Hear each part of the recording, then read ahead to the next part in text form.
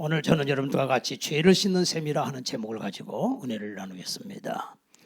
여러분, 어떻게 사람의 죄를 씻는 셈이 있을까요? 여기 12장부터 보게 되면은 이 12장의 10절부터 보면은 사람들이 각기 회개하는 내용이 나옵니다. 애통, 회개를 하는데 이 회개가 그냥 회개가 아니에요. 여러분, 회개라고 하는 것은 하나님이 부어주셔야 회개가 되지 그냥 회개가 안 됩니다. 그래서 하나님께서 회개의 영을 부어주셔서 사람들이 각각 다 이렇게 회개를 하게 되고 그 회개를 했을 때에 이제 하나님께서 이 죄를 씻는 셈에 대해서 말씀하고 있습니다. 다른 종교에는 후회는 해요. 내가 이거 잘못했구나. 그렇지만 회개는 없습니다. 또 회개를 한들 그것을 용서해 줄 자도 없습니다. 그런데 우리 하나님은 회개를 하게 만드시고 회개하는 자를 용서해 주시는 죄 씻는 셈이 있다는 것입니다. 물이 굉장히 중요하지요. 여러분, 사람의 몸에 70%가 물로 되어 있습니다. 사람이 금식을 40일까지도 할 수 있지만 물은 3일만 못 마셔도 죽습니다. 동물의 왕국을 보게 되면은 건기가 되면은 짐승들이 물 웅덩이로 이렇게 모여들지 않습니까? 그 물 때문에 사투를 벌입니다. 며칠 동안 물을 못 마시는 짐승은 그 물가에 가게 되면은 맹수가 기다리고 있다는 걸 알지만 너무 목이 마르기 때문에 죽을 줄 알면서도 그 물에 갔다가 잡혀 죽습니다. 또 물이 없으면 결국은 맹수도 죽습니다. 물속에 있는 악어, 하마도 죽습니다. 그래서 사바나의 제왕은 물이다 하는 말이 있습니다. 지금 전 세계의 물전쟁 아닙니까? 큰 강이 어느 나라를 통해서 흘러가고 있으면 그 위에서 댐을 막으면 그 밑에 물줄기가 막히고 그럽니다. 하나님은 물을 말씀하시면서 죄를 씻는 셈이 열리리라고 말씀하고 있습니다. 몸을 씻는 것이 아닌 죄를 씻는다는 거예요. 죄를 씻는다. 이 죄를 씻는 셈이 열린다. 언제 열리냐? 그날에 열린다. 저 인도에 가면 겐지지강에 가서 몸을 씻고 그 사람들은 하루에 한 번씩 힌두교인들은 몸을 씻어요. 그러면은 자기 신이 좋아한다고 해서 씻습니다. 그러나 그렇다고 해서 죄 씻는 건 아니에요. 하나님만이 우리의 죄를 씻어줄 수가 있습니다. 구약에 죄를 씻는 말씀이 나오는데 이건 하나의 예표지요. 광야에서 성막에 들어갈 때에 먼저 씻는 예식을 정했습니다. 그래서 물두멍이라고 하는 곳에 가서 깨끗이 손을 씻어야 돼요. 그리고 제사를 지내게끔 되어 있습니다. 출애굽기 30장 20절에 물로 씻어 죽기를 면하라고 말했습니다. 구약에는 결례라는 게 있어요. 그래서 이게 정결 의식입니다. 반드시 물이 있어야 됩니다. 이것은 하나의 예수님이 오셔서 우리의 죄를 씻어줄 것에 대한 예표로서 말씀하고 있습니다. 그날이 되면은 예수님이 죄 씻는 더러움을 씻겨주신다는 거예요. 그날. 언제? 예수님 오시기 520년 전에 한 말씀이에요. 그날이 오면, 메시아가 오면, 예수님이 오면 죄 씻는 셈이 열린다는 거예요. 안아버리면 어떡할 거예요? 안아버리면. 완전히 이거는 부도수표죠. 그런데 520년 후에 예수님이 오시잖아요. 하나님의 말씀은 부도나지가 않습니다. 그대로 되어지는 것이 하나님의 말씀입니다. 그래서 구약시대 사람들은 소를 잡고 양을 잡아서 제사를 지냈는데 소를 잡고 양을 잡아서 제사 지냈다고 해서 죄가 씻겨진 건 아니에요. 임시예요, 임시. 그래서 황소와 염소의 피가 죄를 능히 씻지 못한다. 그래서 하나님께서는 우리 죄를 씻어주기 위해서 한 몸을 예비하셨는데 그것이 예수님의 몸이라고 말씀하셨습니다.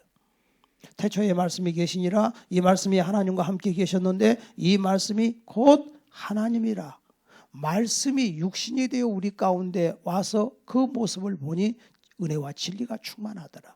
말씀이 육신이 됐어요. 말씀은 피가 없지요. 피가 없는 말씀이 피를 가진 육신을 입고 이 땅에 오신 분이 예수님이에요. 예수님은 죽으시기 위해서 오셨어요. 인자가 온 것은 죽으려 하고 많은 사람을 위해서 내 몸을 대속물로 주기 위해서 왔다고 말씀을 하셨습니다. 출애굽기 15장에 보면은 이스라엘 백성들이 출애굽했고 광야에 나갔는데 마라라고 하는 곳에 가니까 호수가 있었어요. 야, 물 좋다. 그래서 물을 마시려고 했더니 그 물이 쓴물이에요. 마시지를 못해요. 마시면 다 죽어요. 그래서 백성들이 한탄하는 거예요.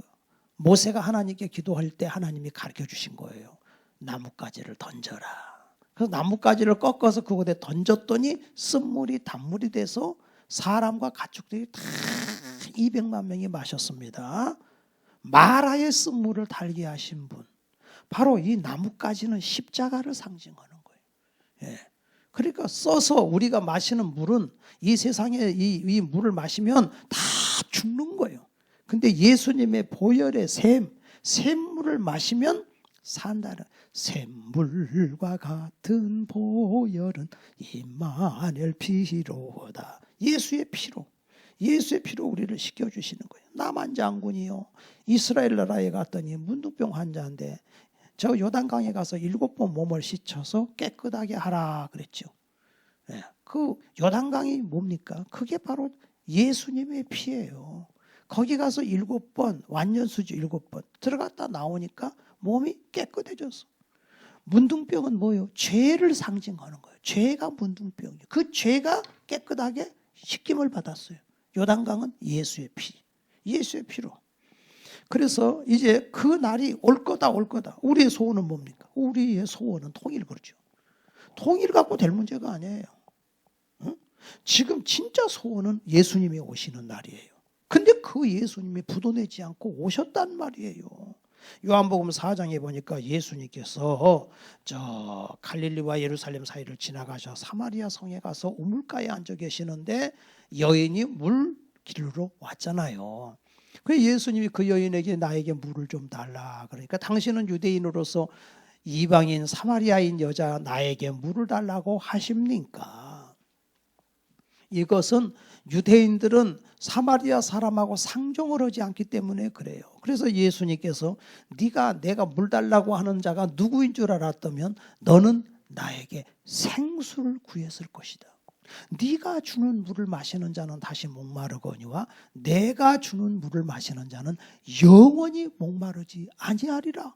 그러니까 그 여자가 깜짝 놀래갖고 라비요, 당신은 선지자로소이다. 그런 생수를 나에게 주십시오. 그래서 여기 물길로 오지 않게 해 주십시오.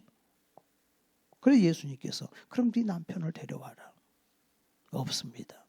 그래, 네 남편이 5이 있었다. 근데 지금 살고 있는 그 남자도 네 남편이 아니구나. 예수님 벌써 다 아시잖아요. 예수님께서 그 여인하고 지금 대화하는 내용은 네가 주는 물을 마시면 목마른다는 거예요. 죽는다는 거예요. 목말라 죽는다는 거예요. 그러니까 에레미야 2장 13절 이하에 보니까 이스라엘 백성들이 나한테 2가지 악을 행했어. 그건 뭐냐면은 생수의 근원 대신 나를 버렸다는 거예요. 그리고 웅덩이를 팠는데 그 웅덩이는 물을 저장하지 못하는 웅덩이를 팠다는 거예요. 그게 죄라는 거예요.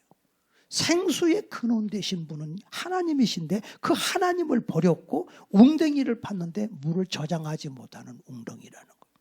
그러니까 정말 우리에게 생수를 주시는 분은 하나님이에요. 이 생수야말로 우리를 살리고 이 생수야말로 우리 죄를 다 깨끗하게 씻겨주시는 거예요. 예수님의 생수가. 그런데 웅덩이를 팠다는 거예요, 사람들이. 그 웅덩이는 물을 저장하지 못하는 웅덩이라는 거예요. 여러분, 사람들이 지금 가지고 있는 종교, 철학, 이 세상에 고행으로, 선행으로 어떻게 해가지고서 구원을 받으려고 하는 거, 이게 다 웅덩이 파는 거예요. 사람의 노력으로 웅덩이 파는 거예요, 이게. 자기가 도덕 생활을 해가지고 천국에 가려고 하는 거, 구원받는 줄 아는 거, 이게 다 웅덩이 파는 거예요. 안 된다는 거예요. 그러니까 우리 예수님은 왜 오셨느냐? 생수를 주시려고 왔는데 예수님의 생수는 웅덩이가 아니에요. 땅에서 솟아 올라오는 거예요. 확 솟구쳐 올라. 계속 솟구쳐 올라오는데 영원히 솟구쳐 올라오는 생수요. 우리 예수님이 주시는 거는. 그래서 그 생수를 마셔야 살고 생수를 마셔야 그 죄가 다 씻겨진다는 거예요. 그래서 인간의 노력으로 신을 찾아가. 웅덩이는 인간의 노력으로 고행을 하고 수행을 하고 인간의 노력으로 행복을 찾고 영생을 찾으려고 하지만 그거는 생명이 없고 그거는 자기가 웅덩이를 스스로 파는 것과 같다. 우리 하나님은 우리에게 생수의 근원 되시고 생수의 근원으로 예수님의 그 생수를 마시면 영원히 산다.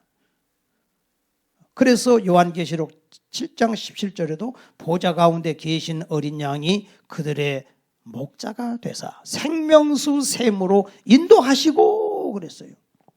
예수님이 주시는 그 생명수를 마시면 영원히 사는 거예요. 여러분들 지금 이 시간에 왜 오셨습니까? 예수님이 주시는 생명수 마시러 오셨습니다. 내 모든 영혼의 죄를 씻겨주시는 예수님께 왔습니다. 요한계시록 21장 6절에 내가 생명수 샘물로 목마른 자에게 값없이 주겠다 그랬어요. 어떤 자에게 주십니까? 요한일서 1장 7절에 그가 빛 가운데 계신 것 같이 우리도 빛 가운데 행하면 우리가 서로 사귐이 있고 그 아들 예수의 피가 우리를 모든 죄에서 깨끗하게 하실 것이요. 열왕기하 2장에 보니까 엘리사가 여리고에 갔습니다. 사람들이 와서 엘리사에게 말합니다. 여리고는 참 살기 좋은데요. 터가 너무 좋아요. 아름다워요. 좋기는 한데 물이 있어서 나무에 과일들이 자꾸 떨어집니다. 그래 엘리사가 소금을 가져와라. 소금을 가져다가 물 근원에다가 뿌렸더니 어떻게 했어요? 물이 달아진지라. 그래서 과실이 떨어지지 않고 열매를 맺었어요. 우리 예수님은 우리를 살게 하시는 생명수예요. 생명수. 그날이 오면 바로 예수님이 오시면 생명을 주시고 생명수를 주시고 예수님이 오시면 우리의 죄를 깨끗하게 씻겨 주신다. 할렐루야. 어떻게 해요? 여기 10절부터 고합장 12장 10절부터 보면 사람들이 이렇게 회개의 영을 막 부어주셔. 하나님이. 우리 하나님이 성령을 우리에게 부어주시면 어떤 일이 벌어지느냐? 자꾸 회개가 나와요. 자기 잘못한 죄가 회개가 나와. 회개도 하나님이 영을 부어주셔야 돼. 여러분들 그 기독교 역사에 보면은요, 큰 부흥이 일어날 때는 꼭 회개가 강하게 일어나요. 그래서 1907년 평양에 장대인 교회 평양 대부흥이 일어났을 때도 그냥 길선주 장로가 내가 죄인입니다. 막 회개하면서 그 회개가 운동이 일어나면서 그때 평양교회가 부흥됐고 또 20세기 초에 웨일스 부흥이라고 영국의 웨일스 지역에 큰 부흥이 일어날 때도 막 회개 운동이 일어나는. 아침에 내가 일부 예배를 드리려고 여기 산장 아파트 정문으로 갔더니 어떤 남자분이 와가지고서 나한테 저기요 저 위에 편의점 사장인데요. 혹시 이런 사람 아세요? 핸드폰으로 보여줘. 왜요? 그랬더니 이 애가 요새 지금 며칠째 우리 물건을 훔쳐가고 있다는 거야. 그래요. 근데 내 경찰에 신고하기 전에 그래도 먼저 찾아서 해결을 봐야 되기 때문에 이걸 보여드린다고. 혹시 아는 아이냐고 그래요. 얼마나 잊어버리셨어요? 한 50만 원어치 훔쳐갔대. 며칠째 와가지고. 그런데요, 웨일즈 회개 운동이 일어날 때 보니까요, 막 도둑놈들이 다 회개를 하고, 그리고 그 자기가 훔친 거기 찾아가가지고 내가 훔쳤습니다, 잘못했습니다, 막 보상을 하고 변상을 하고 난리가 난 거예요. 응? 이 나라의 문제는요, 회개 운동이 일어나야 됩니다. 지금 보세요. 무인 편의점이나 무인 일은 많은데 얼마나 정말 사람들이 악한 사람이 많고 사기꾼이 많고 그렇지 않습니까? 그러니까 이 해결될 길은요, 성령 운동이 일어나야 돼요. 그러니까는 우리 하나님의 성령님이 오시니까 막 회개가 일어나고, 또 사도행전에 보니까 베드로가 설교를 할 때 우리가 죄인입니다. 우리가 죄입니다. 우리가 어찌할꼬 마음에 찔려서 우리가 어찌할꼬 막 회개 운동이 일어나지 않습니까? 그러니까 우리 예수님께서 우리를 새롭게 변화시켜 주시는 걸 믿으시기를 바랍니다. 예. 여러분요, 우리는요, 다 허물이 많은 사람이요, 예수님의 피로 죄 용서를 받고 예수님의 피로 하나님의 자녀가 된 사람은요, 항상 모든 것을 긍정적으로 바라봐요. 요새는 이제 유튜브나 이런 게 많기 때문에 이제 교인들이 아주 뭐 유튜브 검색하면 교회에 대해서 좋은 아주 그 자료가 많이 있어요. 근데 가끔 보면은 그 중에서도요, 아주 믿음을 툭 떨어지게 만드는 그런 영상들이 많습니다. 한국교회 이래서 되겠냐, 희망이 없다, 막 그러면서는 고발하는 식으로 나오는 그런 것들이 많이 있어요. 근데 내가 가만히 보면은요, 그렇게 하는 사람들을 보면 내가 죄인입니다, 내가 회개합니다, 그렇게 말하는 사람은 없어요. 자기가 의인이야. 그래갖고 다른 사람을 계속 지적을 해. 이래서 되겠냐, 저래서 되겠냐, 교회에다가 뭐 열심히 할 필요 없다, 헌금도 할 필요 없다, 그러면서 그렇게 아주 그 매도를 하는, 아주 교회를, 그런 사람 말을 들으면 아주 교회 다니고 싶은 마음이 싹 사라져 버려. 근데 이상하게 또 그런 것만 좋아하는 사람이 있어요. 왜 그러겠어요? 자기 영이 그러기 때문에 그런 걸 좋아하는 거예요. 자기 영이 복잡하기 때문에. 여러분, 진짜 우리가 은혜를 받으면은요, 내가 회개가 나온다니까. 내가 잘못했습니다. 내가 잘못했습니다. 내가 죄인입니다.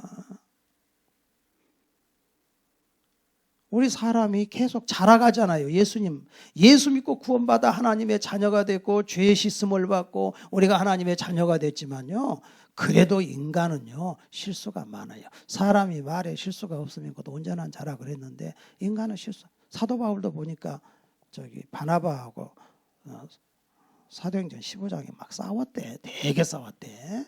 그래서 사도 바울도 잠깐 또 실수를 해가지고서 그 22장에 쭉 사도행전 쭉 보면은 또 대제사장을 또 몰라보고 또 막 그냥 뭐 해칠한 담이요, 뭐 하나님이 너를 칠지라 해가지고 또 실수를 하기도 하고 그래요, 바울도. 그래서 바울도 나는 매일 죽노라 그랬어요. 자기 자신을 아는 거지. 베드로도 실수를 했고. 그런 분들도 실수를 하는데 저는 그보다도 더 많이 실수하죠. 말도 못하죠. 그러니까 우리가요, 매일 주여 죽여주시옵소서, 매일 주님 앞에 회개하고 뉘우치고 돌이키지 않으면은 살 수 없는 불쌍한 존재예요. 저도 그렇고 여러분도 그렇고 내놓을 게 없어요. 오순절에 성령의 역사가 일어나면 다 내가 잘못했습니다, 회개하고, 그런 역사가 일어나게 되는 줄로 믿습니다. 회개할 수 있다고 하는 거, 이게 뉘우칠 수 있다고 하는 거, 이거 축복이라는 사실을 믿으시기를 바랍니다. 할렐루야. 또 그날이 오면 그랬어요. 또 2절에 보면 또 그날이 오면 만군의 여호와가 말하노라, 그날에 내가 우상의 이름을 이 땅에서 끊어서 기억도 되지 못하게 할 것이며 거짓 선지자와 더러운 귀신을 이 땅에서 떠나게 할 것이다. 예수님이 오시면 우상과 귀신을 떠나게 한다는 거예요. 만군의 여호와가 이르노라 그랬죠. 만군의 여호와라고 하는 말의 뜻은 뭐냐면은 전쟁에 능하신 하나님이야. 가장 강력한 장군이 하나님이라. 장군 중에 장군이라. 그래서 그날이 오면 우상과 귀신이 떠나고 샘물이 열린다. 예수님 오시면 우상의 정체가 드러나 버리는 거예요. 마태복음 4장 10절에 주 너희 하나님께 경배하고 다만 그를 섬겨라. 귀신의 정체가 드러나. 무당들 하나님을 대적하고 점치고 우상 숭배하는 그 정체가 다 드러나 버리잖아. 보이잖아. 성경을 통해서 다 드러나잖아, 여러분. 모르면 따라가지. 모르면. 여러분들 보세요. 무당들이 무당 되고 싶어서 무당된 사람이 어디 있고, 무당이 자기 자식도 너도 나처럼 무당 됐으면 좋겠다는 부모가 어디 있겠어요. 근데 우리가 예수를 믿고 났더니 정체가 드러나 버리잖아요. 이게 모르니까 거기 그런 무당들한테 가서 머리 숙이고 점괘를 물어봤던 그게 회개하고, 아 이거 틀렸구나, 큰일 날 뻔했네, 내가 아주 죽으려고 아주 지옥불에 들어갔구나, 내가 하나님을 의지해야 되겠구나, 회개하고 돌아온다는 거예요. 이게 다 정체가 드러나. 그래서 주 너희 하나님께 경배하고 다만 그를 섬겨라. 마태복음 4장 10절에 귀신의 정체가 다 드러나. 그래서 떠나게 될 것입니다. 마태복음 7장 15절에 거짓 선지자를 삼가라. 마가복음 5장 8절에 더러운 귀신아 그 사람에게서 나오라. 예수님이 역사하셨어요. 다 쫓아냈어요. 그래서 여기 2절에서 6절까지 보면은 메시아가 오시면 진리가 밝혀지기 때문에 거짓 예언자들이 설 자리를 잃게 된다. 거짓 선지자들이 역사했던 귀신들이 떠나가게 된다. 그래서 여기 3절에 보니까 이제 사람이 아직도 예언할 것이면 그 낳은 부모가 그에게 이르기를 내가 여호와의 이름으로 빙자하여 거짓말을 하니 살지 못하리라 하고 그 낳은 부모가 그가 예언할 때에 칼로 그를 찌르리라. 또 4절에 그날의 선지자들이 예언할 때 환상을 갖기 부끄러워할 것이며 사람을 속이려고 토록도 입지 아니할 것이, 아하 내가 잘못 예언했네 라고 깨닫게 된다는 거예요. 5절에 말하기를 나는 선지자가 아니요 나는 농부라. 진짜 깨닫기 때문에 아 내가 잘못 예언했구나.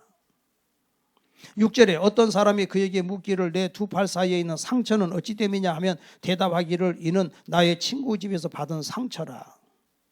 옛날에 거짓 선지자들은 자기 몸을 자해를 했어요. 자기 신 앞에서. 그래서 그런 상처가 막 있는 거예요. 부끄럽지요. 그러니까 친구 집에서 받은 상처를 하고 둘러대는 거예요. 너무 부끄러우니까. 그래서 2절에서 6절까지는 메시아가 오면은 진리가 밝혀지기 때문에 거짓 예언자들이 설 자리를 잃게 된다. 여러분이 성경을 바로 알게 되면 거짓에 속지 않습니다. 할렐루야. 그러면은 13장 7절이 굉장히 중요한 말씀이에요. 예수님 예언이에요. 여기 만군의 여호와가 말하노라 칼아 깨어서 내 목자 내 짝된 자를 치라. 목자를 치면 양이 흩어지려니와 작은 자들을 위해는 내가 내 손을 들이우리라. 여기 자 칼아 깨어서 내 목자 내 짝된 자를 치라.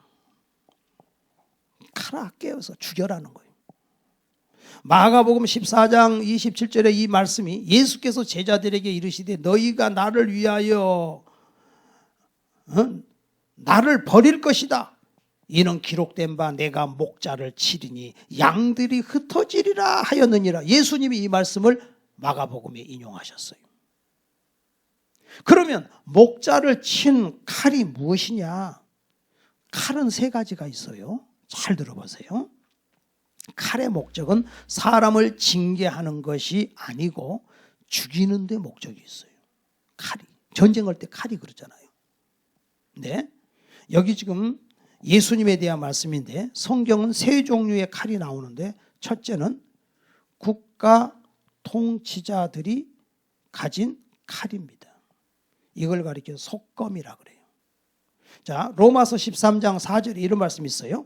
너희들 권세자에게 복종해라. 나라의 지도자에게 복종해라. 이 말씀이 나오죠. 그러면서 그가 뭐라고 얘기하냐면 이 권세자는 죄진 자를 벌 주고 선한 일 한 사람은 상 주는 게 원래 나라의 권세자의 임무다. 그걸 제대로 못 하니까 그렇지. 원래 임무는 그렇다는 거예요.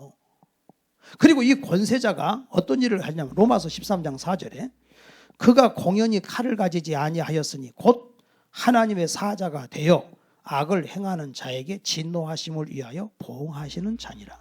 하나님의 대리자라는 거예요. 법이 제대로만 한다면 법이 그렇다고 말이에요.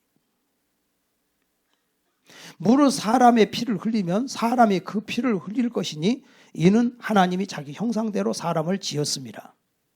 국가가 칼을 가지는 것은 살인하고 악행하는 자에게 보응하는 거예요. 왜냐하면은 살인이라고 하는 것은 시민적인 범죄일 뿐 아니라 하나님의 형상을 멸시하는 범죄이기 때문에, 그래서 재판장, 왕은 판결을 잘해야 돼요. 살릴 사람을 죽이면 안 돼요. 죽일 사람은 살리면 안 돼요. 성경 말씀대로 판단을 잘해서 잘 치리를 해야 돼요. 솔로몬이를 하나님이 높인 것은 그거 잘하게 해달라고 기도를 했거든. 억울하게 죽일 사람을 살려버리고 살릴 사람을 죽이면 안 되잖아요. 재판장들 중에 크리스찬 재판장들 있잖아요. 목사님한테 와갖고 얘기를 해요. 목사님, 너무 괴롭습니다. 오늘 중대한 재판이 있는데 나도 사람이라 어떻게 해야 될지 모르겠습니다. 근데 달리 볼 거 없어요. 성경에 입각해서 형 벌 줄 사람은 벌 주고 사람 보지 말고 무죄는 풀어줄 사람 풀어주고 성경대로 하면 되는 거예요. 오늘날 지금 사실은 그 사형제도를 폐지하는 유럽 국가들이 있고 이제 사형을 이렇게 중단된 상태인데 여러분들 어떻게 생각하세요? 이거는 권력에게 준 그 칼을 버린 것과 똑같아요. 사실은 수십 명을 죽였어도 제2의 살인을 할 수 없다고 놔둬버리는 거예요.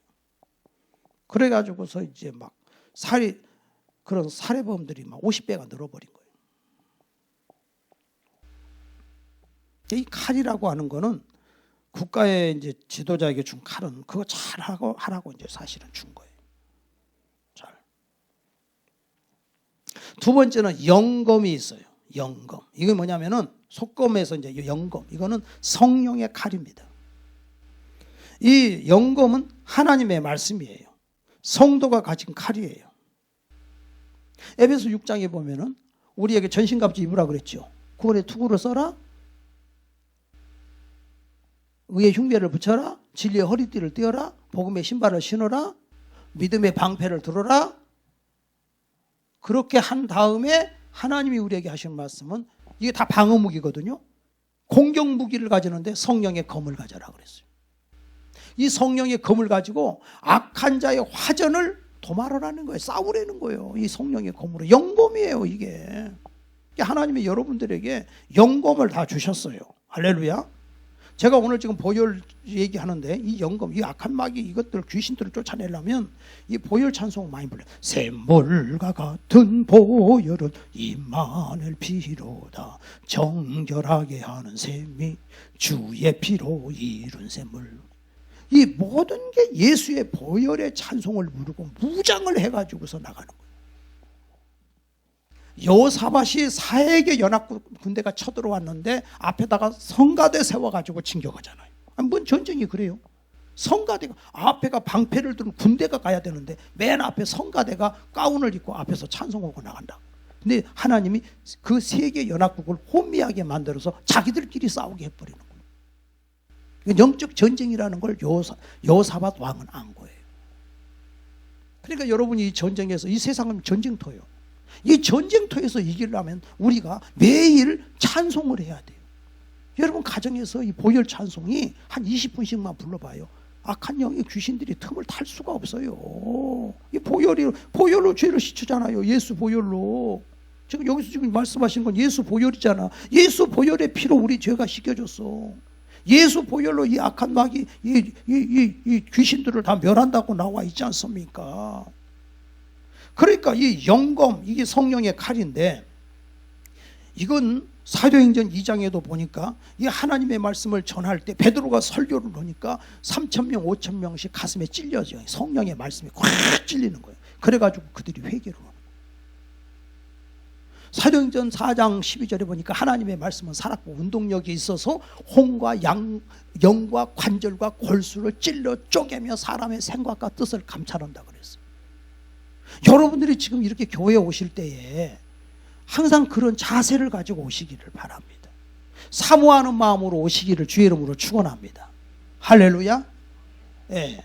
나는 여기 참 보면 우리 앞에 여기 우리 송 권사님이 이렇게 계시지만 너무 내가 감사해. 주일마다 볼 때마다 그렇게 몸이 불편하신데 하여튼 물론 뭐 찬양팀은 준비하기 위해서 오시지만 일본으로 이렇게 오셔서 꼭 이렇게 예배를 준비하실까? 몸은 불편하시지만 저 얼마나 하나님 기뻐하실까?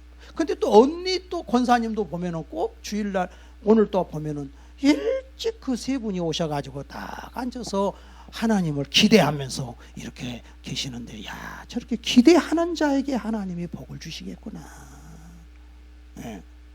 그러니까 하나님의 성령의 그 말씀으로 콱콱 찔리고 이렇게 치료가 되는 역사는 바로 이게 사모하는 마음이 있어요. 목마른 사슴이 신의 물을 찾듯 내 영혼이 주를 찾기에 갈급합니다.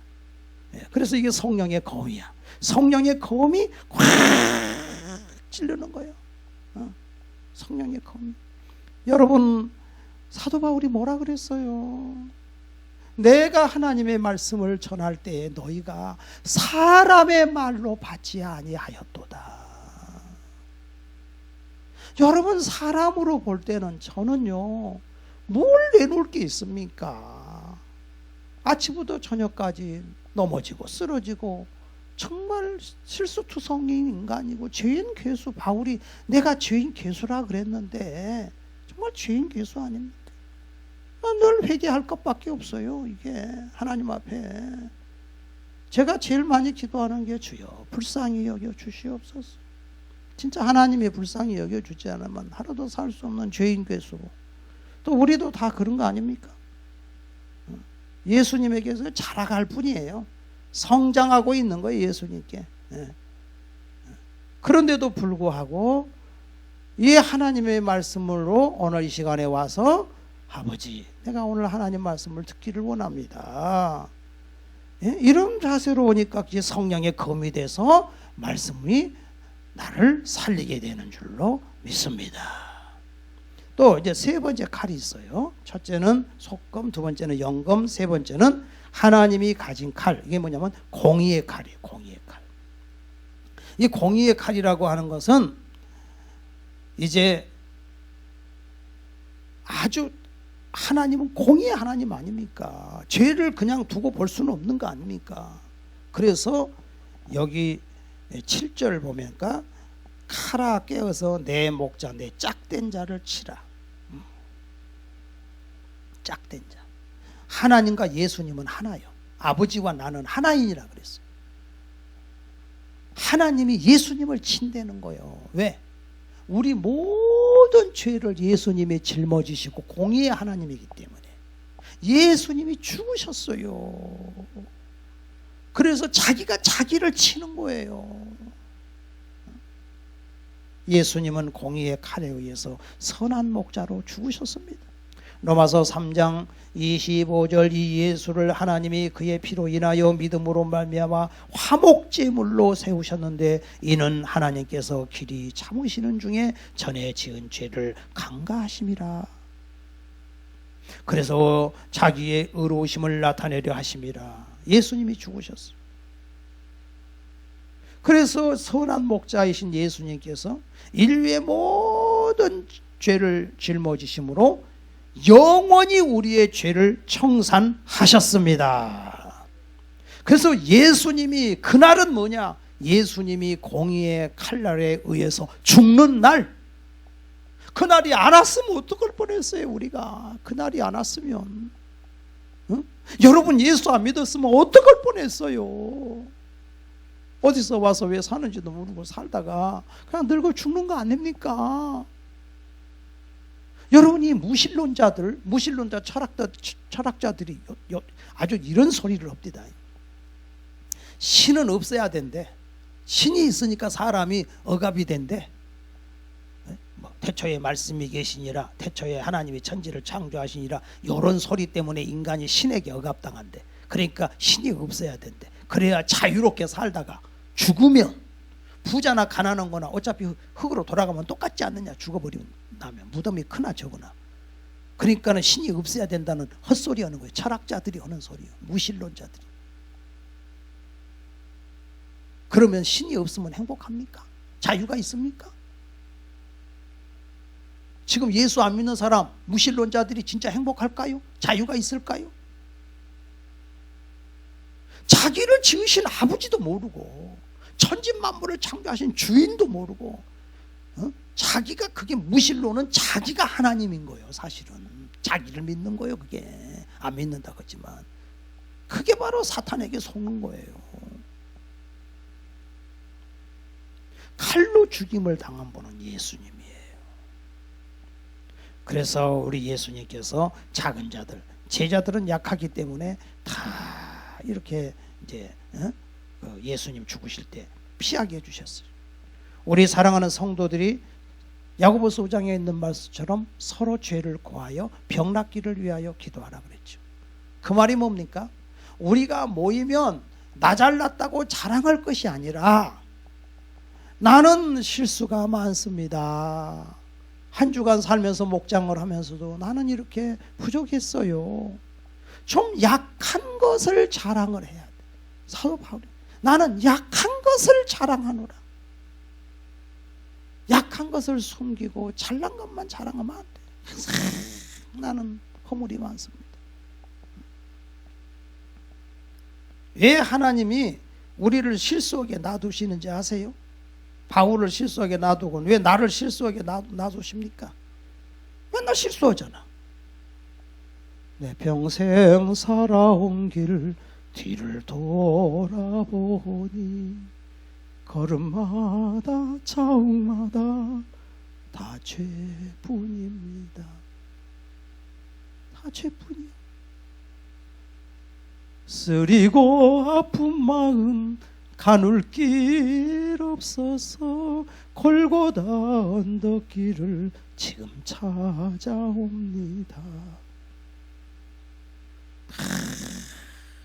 정말로 걸음마다 자욱마다 죄뿐이에요. 나 같은 못난 인간 주께서 살리시죠. 십자가를 지셨잖아.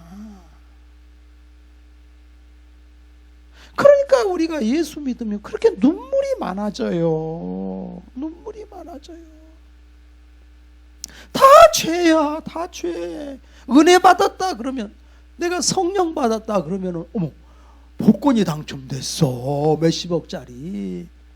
그게 성령 받은 게 아니고, 성령 받은 증거는 그냥 내가 죄인이야. 내가 죄인이야. 내가 죄인입니다. 그리고 성령 받은 증거는 눈물이 그렇게 많아져. 여기 지금 12장에도 보면은 그 눈물 나오거든요. 여기 통곡하기를 애통하기를 무기또 골짜기에서 하다 들이몬에 있던 애통과 같을 것이고, 요시야 왕이 죽었을 때에 그 젊은 나이 39살에 죽었을 때 유대 백성들이 통곡하듯이 그냥 우리께 통곡이 쏟아지는 거야. 하나님 앞에. 그리고 성령을 받은 증거로서 다른 게 아니라 그냥 평강이 찾아와요. 기쁨이 찾아와요. 그리고 감사거리가 넘쳐. 막 감사거리를 찾는 거예요. 모든 게 감사. 여러분 예수 잘 믿는다라고 하는 건 다른 게 없어. 오늘 이 시간에 딱 감사거리 좀 찾아봐요. 한 10가지 정도 감사가 딱 나오면, 그리고 매일 감사가 넘치면 예수 잘 믿는 사람. 만사가 불평, 원망, 불평, 짜증, 이거는 감사가 아니에요. 하나님 앞에 감사. 예수를 증거하고. 그러니까 남이 볼 때도 저 사람은 이상하다. 환경은 지옥 같은데 왜 저렇게 기쁨이 충만할까? 왜 저렇게 찬송이 넘칠까? 항상 긍정적이야. 건설적이야. 생산적이야. 좋은 말을 해. 다른 사람에 대해서 좋은 말을 해. 여러분 직장 생활할 때나 이럴 때 보면은 절대 자기 깊은 얘기 하지 말라 그래요. 일반적으로. 왜 그런지 아세요? 자기는 속상해서 얘기하면은요, 말하지 마 했는데 일주일도 못 돼서 한 바퀴 회사 다 돌아서 자기 귀에 들어와. 왜 그런지 아세요? 인간은요, 그 속에 답답한 게 있으니까 남의 무슨 얘기 들으면은 막 하고 싶어. 그래서 남의 말하는 것은 별식과 같아서 뱃속 깊은 곳으로 내려가느니라 그랬어요. 그러니까 그냥 남의 말이라도 욕이라도 자꾸 해야 사람이 살아. 답답하니까. 근데 우리가 은혜 받고 성령 받으면 뭐예요? 항상 좋게 봐. 사람을 좋게 봐. 좋은 면, 긍정적인 면을 봐요. 미래를 봐. 지금은 별거 아니더라도 앞으로 잘 될 것을 믿고 바라보고 미래를 봐요. 예수님이 나를 걸작품으로, 하나님이 나를 걸작품으로 만들었잖아요. 여러분 믿습니까? 이 세상에서 단 하나의 존재로 작품으로 나를 만든 것을 믿습니까? 예수님이 십자가에서 피 흘리셔서 내 죄를 용서해 주신 것을 믿습니까? 예수님이 여러분의 죄를 다 씻겨주셨다는 거예요. 언제? 하나님 아버지를 믿고 예수님을 내 구주로 믿을 때에 이 모든 죄를 다 씻겨주셨다는 거예요. 그리고 예수님이 내 안에 와 계신다는 거예요. 이번에 다니엘 기도할 때 오늘 강사님이 예수님이 여러분 안에 계십니다 그런 말씀하셨죠. 근데 내가 정확하게 설명을 해드릴게요. 성령님이 내 안에 오신 거예요. 사실은 누구 이름으로? 예수의 이름을 가지고 오셨어. 사실은 예수님이 오신 게 아니라 성령님이 예수님의 이름을 가지고 내 안에 오셨어. 예수님 말씀이에요. 나는 하나님 보좌 우편에 앉아 계신다 그랬잖아요. 스데반이가 봤을 때 예수님이 하나님 보좌 우편에 계셨잖아요. 근데 어떻게 여기 계시냐고. 그거는 성령님이 예수님의 이름을 가지고 여러분 속에 오셨다는 거예요. 그러니까는 감사가 넘치고 기쁨이 충만하고, 그뿐만이 아니라 조금만 잘못해도 죄를 빨리빨리 인식을 해. 죄를 굉장히 죄에 대해서 예민해. 그러면 왜 우리를 실수하게 만드느냐? 자꾸 자존심을 깨려고 하나님이. 그러니까 저도 실수를 해. 자존심을 깨려고. 그래서 하나님의 용서를 비하고 자꾸 사과를 하고 매일 하나님 앞에 그렇게 해가지고서 이게 우리는 나는 아무것도 아니다. 하나님만이 영광을 받으시려고. 그래서 하나님이 우리를 회개하게 만듭니다. 교회를 부흥시키려면 회개 역사가 일어나고, 가정이 잘 되려면 서로 회개 역사가 일어나고. 할렐루야. 교회가 은혜로운 교회는 그저 집사님 내가 미안해요, 잘못했어요, 권사님 내가 잘못했어요, 미안해, 서로 이렇게 회개 운동이 일어나. 할렐루야. 네, 우리는 하나님 보시기에는 아무것도 아니. 나는 날마다 죽노라, 죄인의 괴수였노라. 죄인 괴수가 여러분에게 하나님 말씀을 전합니다. 예수님이 모든 죄를 사해 주시고 예수님의 피로 죄를 씻어 주셔서 그 은혜 때문에, 그 은혜로 말미암아 내가 여기 하나님의 말씀을 전하고 있습니다. 여러분도 죄인 괴수였는데 자격 없는 나를 하나님이 자격 있게 해주시고 하늘나라를 상속해 주시고 하나님의 자녀로 삼아주시고 하나님 자녀로 호적으로 천국의 생명책의 이름을 기록해 주시는 이 은혜를 생각하면서 오늘도 찬양하게 되는 줄로 믿습니다. 기도하겠습니다. 정결하게 하는 셈이 나의 앞에 있도다. 성령께서 권고하시 죄 씻으라 하시네. 찬양하리 찬양하리 주님 강한 어린 양, 주께 영광 돌리어라. 우리 죄를 씻어주셨네. 나의 가는 길이 좁고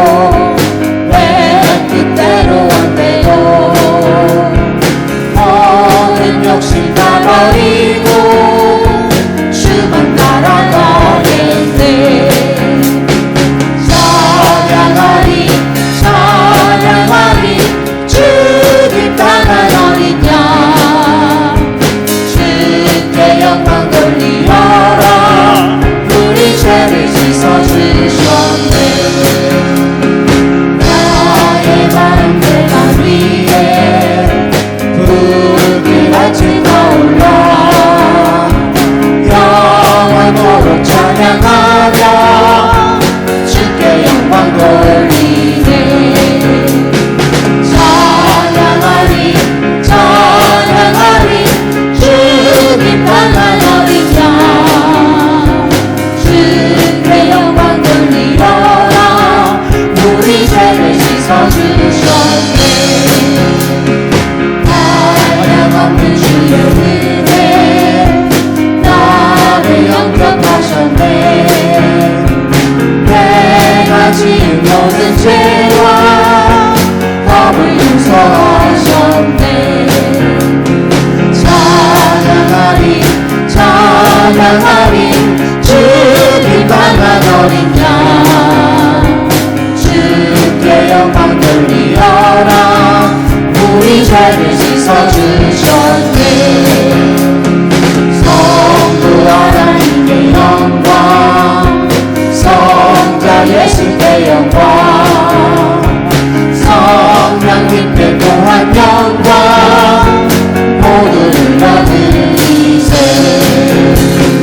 찬양하리 찬양하리 주님 강한 어린 양 주께 영광 돌리어라 우리 죄를 씻어주셨네.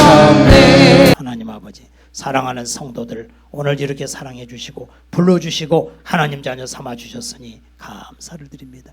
예수님의 보혈로 모든 죄를 씻어주셨습니다. 하나님의 자녀 삼아 주셨습니다. 모든 영광 하나님 앞에 올려드립니다. 우리 아버지, 사랑하는 성도들 이제는 성령 충만, 은혜 충만, 말씀 충만하여 죄를 이기고 세상을 이기고 날마다 무릎 꿇는 회개하는 사랑하는 성도들이 가정이 되게 하여 주옵소서. 치료하여 주시옵소서. 예수님의 이름으로 기도하옵나이다.